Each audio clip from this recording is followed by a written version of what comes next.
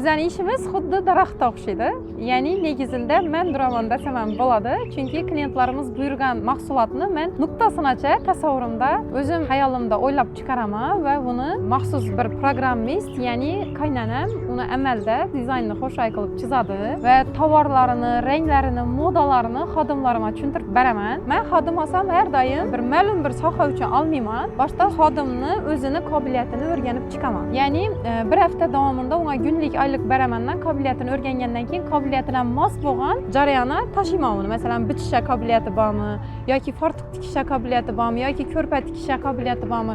Qobiliyatini aniqlashtirib turib ishchi xodimga o'rin ajrataman. Bu bizning mahsulotimiz sifatli chiqishida katta o'rin egallaydi. Demak, bizning bu tizimlashishimiz, ya'ni kuchli jamoa, kuchli texnika, kuchli dizayner va uni amalda qo'llab ishlaydigan kompyuterchi programmistlarimizni joylashuvi bizning tanlashingiz uchun kuchli asos bo'la oladi deb o'ylayman.